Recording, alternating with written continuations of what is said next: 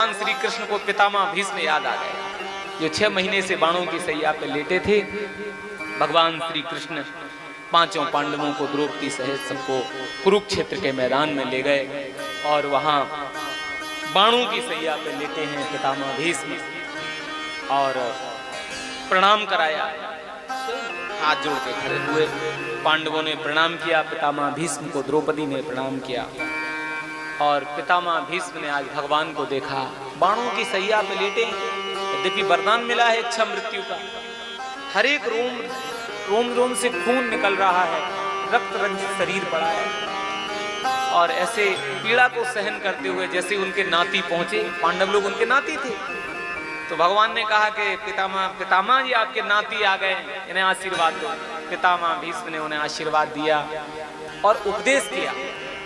भगवान ने कहा कि मैं अब ये राजा बन गए, इन्हें आप उपदेश कर दो। तो पितामह भीष्म ने फिर पांडवों को उपदेश किया, बड़ा सुंदर उपदेश किया पितामह ने अपने नातियों के लिए। पितामह भीष्म कहते हैं कि युधिष्ठिर अब तुम हस्तिनापुर के राजा बन गए, राजा का कर्तव्य क्या होता है, नियम क्या होता है, क्या करना चाहिए एक राजा को, सुनो। पांडव लोग हाथ जोड़कर खड़े हो गए प्रणाम करके। अब आज पितामह भीष्म ने अपने नातियों को भगवान की इच्छा से दिव्य उपदेश किया, और उपदेश में कहने लगे पितामह भीष्म, पांडवों, दान धर्मान राज धर्मान मोक्ष धर्मान विभागसा।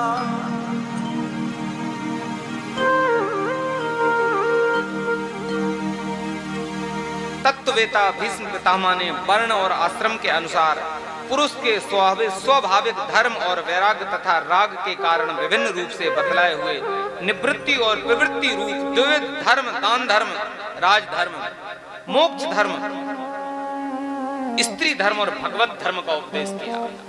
दान धर्मान राज धर्मान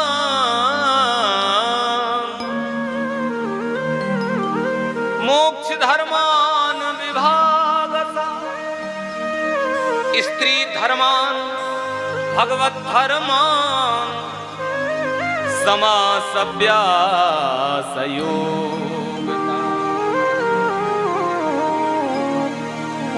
दान धर्म की कथा सुनाई कि देखो युधिष्ठिर, मैं तुमको समझा रहा हूं कि अब तुम राजा बन गए हो, अब आप प्रजा से, जनता से, प्रजा से कर के रूप में धन प्राप्त करोगे, टैक्स के रूप में आप अर्जन करोगे धन का। लेकिन मेरा उपदेश है कि जितना धन कमाओ उसका दशमांश दान में खर्च करना है। दान की महिमा सुनाई पितामह भीष्म ने अपने नातियों को उपदेश किया कि तुम राजा तो बन गए हो, लेकिन राजा बनने के बाद तुम्हारे नैतिक कर्तव्य क्या होने चाहिए वो सुनिए। दान की महिमा सुनाई कि जो दान में अपना धन खर्च करते रहते हैं उनका धन 1 नंबर का बना रहता है। मैं आपको एक सीधे सीधे शब्दों में निवेदन कर दूं कि धन की शुद्धि दान से है, और मन की शुद्धि ध्यान से है, और तन की शुद्धि स्नान से है।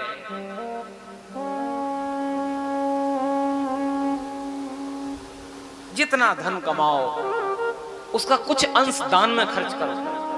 हमारा धन अस्पताल में न खर्च हो जाए, हमारा धन थाने में ना खर्च हो जाए, हमारा धन दरोगा जी से, डॉक्टर साहब से, वकील साहब से बच जाए। बुरा मत जानना भाई अगर यहाँ सब लोग बैठे हो तो। अगर ये 1 नंबर का धन बना रहे, धन की शुद्धि चाहते हो तो समय समय पे धन को शुद्ध बनाने के लिए दान में खर्च करते रहना चाहिए, सत्कर्म में उसको खर्च करते रहना चाहिए। देखो भैया, दान